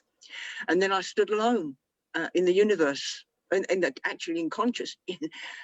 It was terrifying initially. I didn't know it was loss of ego or. Then I realized it was like I was God. There was no one to go to. And then I realized I wasn't me anymore. I wasn't Carol Stacey. I was just consciousness in a body. And that's what there is. It's just, you're right, Grant. It's just consciousness. And would you do it again? Would you do it again? Absolutely. I've got no fear of death. Beautiful. Like so many around the world, so many thousand people around the world. And now I'm retired. I'm a member of 6 groups. And I've done presentations. I'm part of Hildegard's. Grant told Hildegard to start a group in Toronto because you've got the group in Winnipeg. So I'm a member of her group, and I've done presentations on remote viewing, transcending levels of consciousness. That's Sir Dr. David Hawkins. I've got one on the UFOs, the history of UFOs and extraterrestrials, going back to the cave paintings and coming right forward to now. And I've also done one on my near-death experience, my out-of-body experience. So that's where I'm at, folks. Thank you, Carol. What an amazing series of experiences you've had. Really extraordinary. Thank you for sharing that. And we're going to go now to Mary. Hi, Mary. Camera's on you. Hi, can you hear me? Yes, we can. Oh, great. Oh, great. I'm so happy to have this chance to connect because actually, Grant, I'm living on a lake in Southern Virginia, and I know Chris Bledsoe. There's a group of woo-woos here, and he's come and talked. And you may know the literary agent, Lisa Hagen. She lives around here, and I'm so glad his story is going to be told. I said, what's happened to him? And I haven't been to his place. But what happened to me, Mark, I was with, you are so amazing. I've told so many people about you. I did the 10-day harmonic convergence, and it was so, the frequency was so high. I loved it. And then I stayed up all night to do the connection, but I didn't have a contact. So that was fine. But the comet Neowise was coming, Neo or whatever, the comet was coming through. And so the next night, I went out on the kayak in late evening, and I just did the hewing and hung out on the lake, in the main lake. It was beautiful. And I did hewing. And no, I'm not seeing anything. And it was getting a little dark. So I start coming into the cove in the kayak. And by now it's getting dark. And there was this large light, like a bulb, kind of moving from the south to the north. And it was coming over me, and I thought, oh, that's interesting. And I thought, well, wait a minute, I don't hear any sound. And I thought, well, I don't see any like taillights from an airplane or anything. And then the penny dropped, and I said, okay, guys, if this is what I think it is, you need to give me a sign. I need a sign that, this is something happening. And it was moving very slowly, and it stopped right above me. And I thought, I just kind of laid back in the kayak because I didn't have my phone with me to take a picture. And And I thought, wow, this is so amazing. You've heard me, you've connected, but then what happened is I'm watching this ball, and then it just starts emitting like starbursts from this light. And I I was like, I know it's 9:37. I was looking at it, was, summer. And there was like, it was mostly white, but there were some reds and a little yellows, and it, like sparklers and how they just trail off. But it was like and I thought, my God, this is amazing. So I just took it in. And then gradually the starburst just sort of went back into the light, and then it just gently faded back into the east. So I come into the house, and I get this text on my cell phone, and you, Mark, are having a group session, like a session. And I thought, oh, this is amazing. And do you remember there was a young woman who was having this experience, and oh, wow, this is great. And then Celestine Starr, the Black woman, the amazing goddess, she was talking about showing these pictures of clouds. And she said, people think that this is dramatic, but really what they're doing is they're giving you an opportunity to have an experience. I mean, it's nothing dramatic. And I thought, okay, this explains what was happening. They were, and so finally I sent messages to your group, to all these people that I could find but no, I said, can anybody tell me what happened? And I did. So finally I got in contact, I tracked Celestine Starr down on Facebook, and she called me, and she said, oh my goodness. She chose, as a matter of fact, she said, oh yes, first she said, oh, they really loved you to make contact, and you were connected with, they saw you were awake, and so they had to radiograph into the radiant one or whatever to get permission to contact you. And they were giving you encoded signaling, light signals into your DNA. And that's what was happening to you. So I really feel like that is what's happened. It's like I am turned on. I am activated. And I've been doing meditation by breathing and studying the Buddhist since I moved to the lake. But I just get these messages of information. Okay, and I follow, and I call people, I tell them things, and it's amazing. So I just want to thank you, Mark, because of you. I mean, you set the frequency for me to be able to, number one, see it and make the contact. And anyway, it's just incredible. So thank you all for. Oh, Mary, it's our pleasure. It's my pleasure. It warms my heart to hear you say that, share your story. That's why I did it, was to help others see the light. But Grant, do you think it's just, I'm in research in medicine, and finally I just gave up because I figured, it's all consciousness. Everything is consciousness. I kept trying to, because I'm an alternative medicine researcher, and finally I just said, forget it, because that's what it's all about. But what do you think was happening? Was it real? I mean, it was real. I mean, I saw that. Does anybody have heard anything like this before? I'll come in for a quick second, having researched a lot of these sort of things. And keep in mind that any experience that any of you have, at the very least, it's real for you. Now, there's some experiences that take place in what we would call group consensus reality. The Roswell crash is significant because it happened in group consensus reality. Most spiritual experiences that we have, they're dreamy, they are, like Grant said, it's like when we die, we have an experience that our consciousness can conceive. So Christians see Jesus, and Buddhists see the Buddha, and some people see their dead Uncle Fred. So the spiritual experiences, the metaphysical experiences that we have, the UFO experiences, they are crafted for our consciousness. And so, as my teacher said, don't make a religion out of it. Don't get too caught up trying to prove that it really happened or trying to force it into group consensus reality, but just appreciate you've had, like any experience you have, whether it's a wonderful breakfast or a beautiful sunset or seeing aliens, it's an experience. Enjoy it, relish it, and again, don't make a religion out of it. Okay. And be a better person. I'll tell you just 30-second story. Barbara Streisand's stepson is an experiencer. He came to me, oh, hang on. And he told me that when they come to you, they go into your head and they see what's in your head and they'll build a story out of what's in your head. They have no other choice. They have to come in, they got to use what's in your head. And so that's what it is, but it's how it affects you. If it moves you along, that's great. Use it to your benefit and go with it. So because every experience is, as Scott is pointing out, will be somewhat different because you're part of what you're manifesting. Right. Yeah.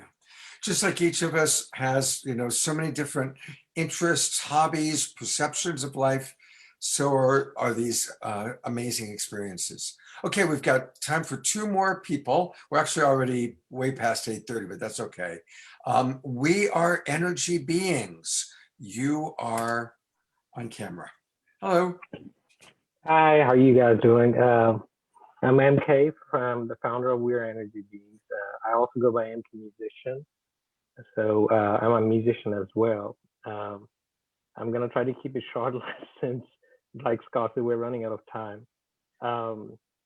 One of the recent experiences that I had, actually part of my most recent awakening, we're all going through awakening since our birth, I guess, was about 2.5 years back. I just was about to go to sleep and I felt a vibration in my body. And it felt like I'm astral projecting myself. I could see my body still laying on my bed. And the next thing I know, I'm in a ship on a stretcher with these beings. I couldn't understand what they were saying. It didn't necessarily feel like they were trying to do something to me, but rather, since I was in a different atmosphere, they were trying to help me get accumulated or acclimated to their environment. And the next thing I remember is I'm floating in the air in this huge conference room with all these beings talking, and I'm trying to figure out, what are you guys talking about? Can you let me in? And they just kept on talking about whatever they were talking. And I kept on hovering above them all over the place. But ever since then, and some other experiences I had, one where I actually ended up seeing a hieroglyph on the top of my car's trunk when a huge cloud came close to me over my apartment. I started having these downloads. Like I said, I'm a musician, but then all of a sudden I started getting more interest in art. And they ended up, after I found out, our light code art. If you go to my website on Facebook, it's at Multiversal Energy Beams. You could check some of them out. And the most recent one that was baffling for me as well, I'm trying to reach out as many people as I can right now to figure out what is it about. It came down to me as a download. It took about 1.5 months, called the Reconnect Code. I got it roughly about a year back. It's on my Facebook page. It's on my Instagram page. By now, hundreds of thousands of people have viewed some form of it or another. And it's supposed to be an artifact that has information from people from different parts of our galaxy and other places and dimensions. People have talked to, some says, well, I see scripts that seems to be from Andromeda, some from Pleiades, some from the Cetus constellation and so whatnot. Yeah, I mean, that's how my journey started, at least about 2.5 years ago. But I've been having experiences for ages since I remember, since my childhood, because from one of my parents' side, I come from a lineage of mystics and Sufis. So it's kind of in my bloodline, I guess. But I didn't start taking these seriously until just a few years ago. And yeah, and I've been sharing some of those with Mark. Mark has been generous enough to respond to some of them as well. And we'll see how it goes. But thank you for the time. Great. Thank you so much for being with us. All right. Next is Mark, not Mark Sims, but it's a different Mark. If you still want to speak, you had raised your hand and said you wanted to speak. So I've put the camera on you. Are you still wanting in? Yes. Yeah, sorry about that. Can you guys hear me? Yeah, but we saw your camera for a moment and now your camera's off again. Yeah, I made a promise to my family that I would remain anonymous if at all possible.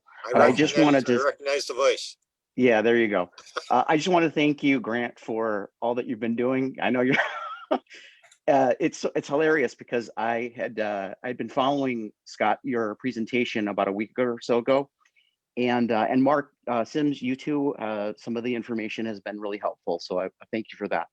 But I wasn't really intending on dialing in tonight, but I was wrapping some stuff up, and I have something with the synchronicities, if you will, and the email came through at a specific time. Grant, I sent you a photo of it to your phone, just I thought it'd be kind of funny. I'm digressing. It's not important. Really, what I wanted to mention was there, and I happened to watch Grant's interview with Yossi. Anybody who follows Grant on YouTube ought to pay attention to that more recent interview. It's a little over an hour long. But what I found to be really interesting was his mentioning of the difficulty that he's had in sharing the story. He's had it for years. The experience happened many, many, many years ago. He knew that there was a book involved, and somehow it still remained on the back burner until he was somehow able to muster the strength and the courage to face that challenge. And he thanked Grant for his contribution and effort to help him reach that goal. And I just wanted to say that that's something I think we all tend to experience in this world. I certainly do myself. And again, I just wanted to mention that it's a difficult part of the process. I personally have an issue with ego. I'm a fairly ego-minded person normally, and often when wanting to share the story or feeling like I'm compelled to share the story, I battle the sense that, is that my ego? Am I feeding my ego? And I don't want to have to do that. I recognize that being the exact opposite of what allowed me into this world, and that I'm thankful for it. So anyway, I just wanted to mention that, and if anything, just take a quick opportunity to thank Grant for all he's been doing. I don't get a chance to reach out as often, and I want to take advantage of that. Scott, thank you. Mark Sims, thank you. And Zenka also. Appreciate it, guys. Thank you so much. I should make a note that Mark is 2 chapters of my book, 2 Modalities. He's an expert at float tanks, and he started getting messages in the float tank. And then I do the life after death contact modality, where Mark interacts with his father. It's a fascinating story. The book is worth just those 2 stories. So Mark is the focus of 2 chapters in the book. Wow. And while the spotlight is on you, we're wrapping up. Grant, do you have any final thoughts that you want to share?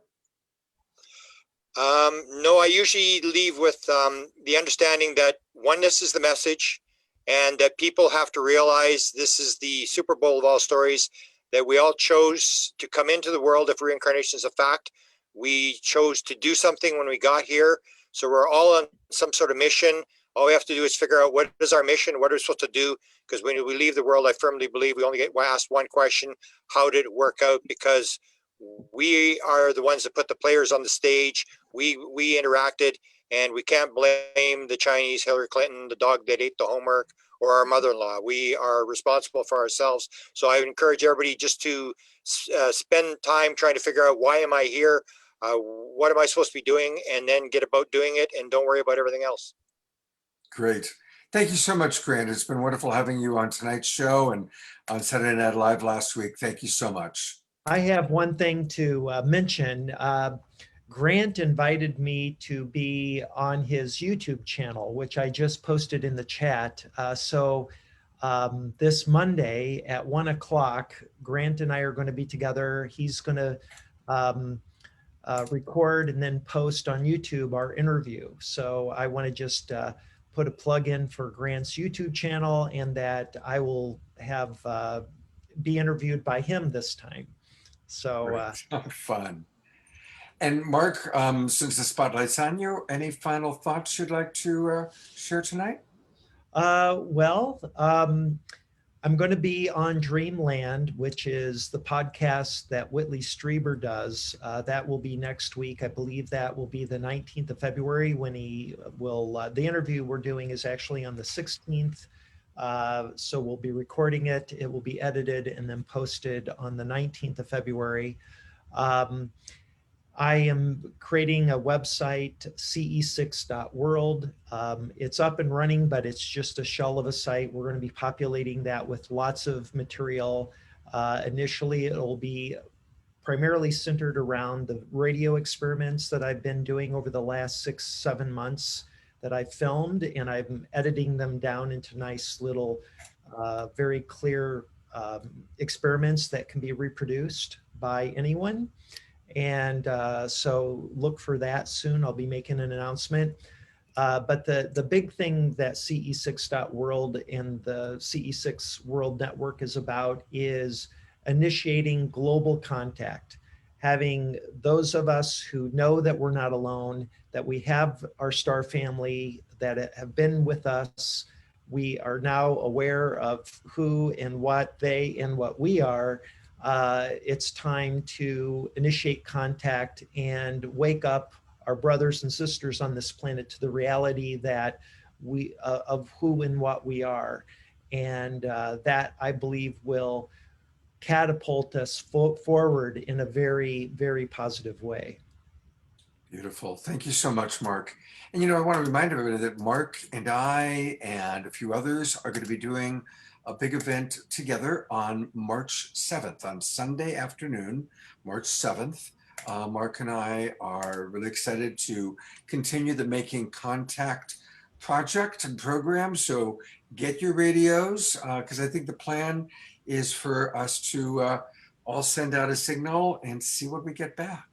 And for any of you who don't know, by the way, twice in a row, last Saturday night and then again on Tuesday night, we had Mark, he did his radio thing. Right after the shows ended, both times, they were chattering like crazy. It's hilarious. So we probably should have showed that video. I could pull it up real quick if you want. Pull it up real quick? Sure.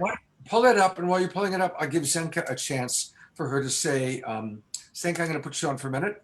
What are your final thoughts while Mark pulls up that video? Yeah, just thanks for everybody coming tonight. I really do think that we're in changing times. This stuff, I always call it the post-taboo research buffet. This is going to be commonplace in the coming years. Everyone's curious about this, and our curiosity drives our future. And more people are going to be talking about it, asking questions. This is a great question to ask. What is consciousness? Are we alone? What are these galactic beings? So I'm so glad you're here tonight. I'm so glad you're curious, and I'm so glad we're learning together. Great. Thank you so much, Zenka. Thank you for all that you do. She's got the best energy. Hey, I also want to remind everybody before I go back to Mark, to watch Saturday Night Alive tomorrow night. It's Valentine's weekend. And so we're doing a special show, of course, about love.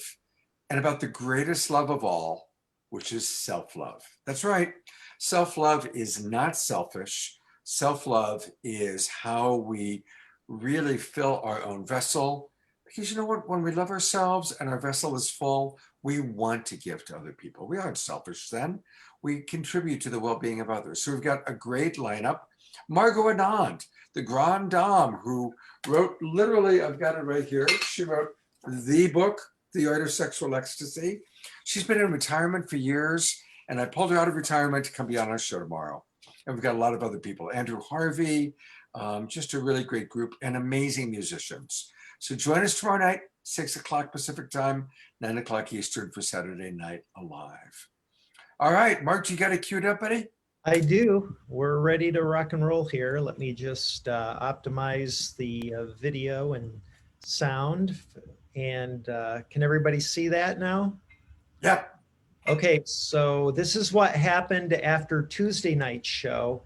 And so the first minute here is going to be just the very end of that show. I'm still on the computer in the Zoom room with Scott. Here we go. Don't make a religion out of it, and don't get lost in trying to interpret any of it. Remember, it's all a great mystery. And so it's important to keep that spirit. You know, it's human nature. We want to figure it out and understand it all. But let's be like Rumi. Let's just stay in the great mystery of all of this. Because it is ultimately a beautiful and grand mystery that we get to all experience together. Yes, absolutely. Thank you, Scott. That's a great way to wrap it up. And thank you, Jimmy. Thank you, Zinka. And thank you, everyone, for Thanks, participating. everyone. Thank you, Scott. Thanks, everyone, so much for being here tonight. Incredible presentation, Jimmy and Mark. Wow. All right, good job, everybody. See you Friday night. All Good night, right. everyone.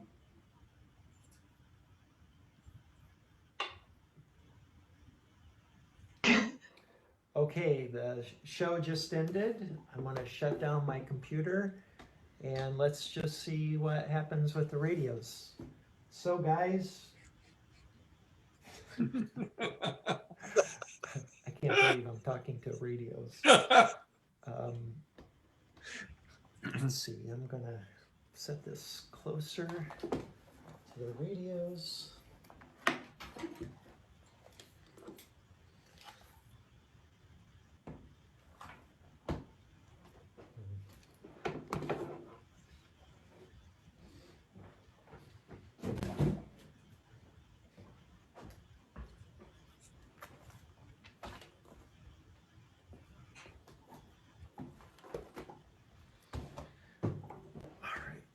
Let's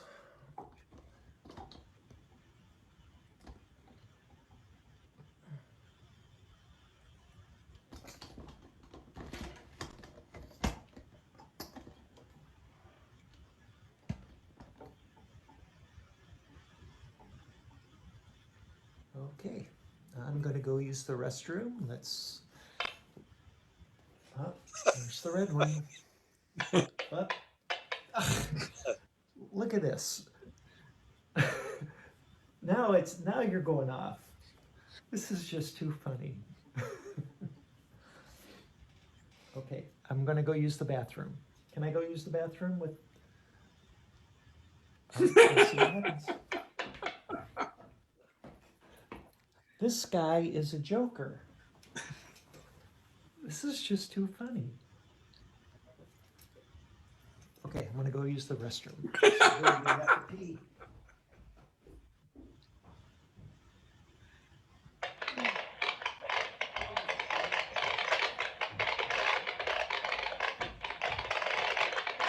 Seriously. This is crazy. Okay, I do have to go pee. I'm gonna go pee and I'll be right back.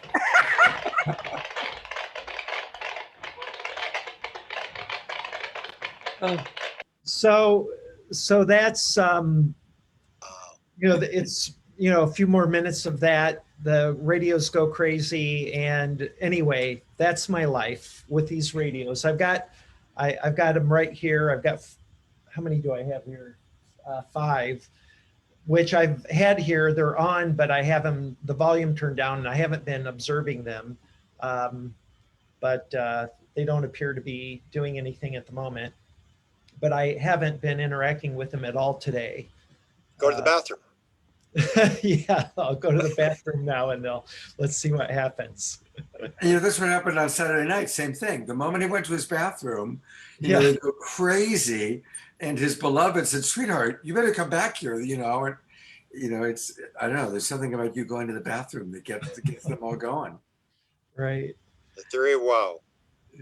So, yeah, the radio experiments that I'll be putting online are really mind-bending, and I'm looking forward to seeing people recreate these experiments. And I know that they work because Zinka, you've done it yourself, and she's a witness to the success these radios are in a contact modality. And I think there is something special about the radio as a contact modality in that it's a personal one-on-one, relationship that you develop with the radio. And there's an energy that comes through their transmissions. Although they're not words, there is certainly an energy. You can sense excitement or discussions. I'll talk to them and they'll answer yes or no, and I can tell whether it's a yes or no. And Zinka knows what I'm talking about. It's really remarkable. Awesome. I want to give my partner Trish a chance to say a couple of words since this is Straight Talk and it's her show. Trish, anything you want to share? Anything that stood out for you tonight? Oh man, it's always a party when Mark comes on. Is what I love to, it's always just amazing and wild and so connected and heart-centered. And I'm so grateful for Zinka and Grant and Mark. And the other man that shared, can't remember his name at the moment, but thank you so much for always bringing the connection and the contact. Woo! Please come back again. Thank you so much. Thank you, Trish. All right. Well, I think that pretty much wraps us up for the evening. Thank you, everybody, for joining us. Make sure you join us again for tomorrow night, Saturday Night Live. Definitely 2 weeks from tonight for Zenka's next EXO Metaverse show with Adam Apollo. And also join Mark and myself on March 7th, Sunday afternoon. And you'll all be getting emails about all these things. So thank you, everybody. God's blessings. Have a beautiful evening and look to the skies and look within. Good night, everybody. So much. God bless.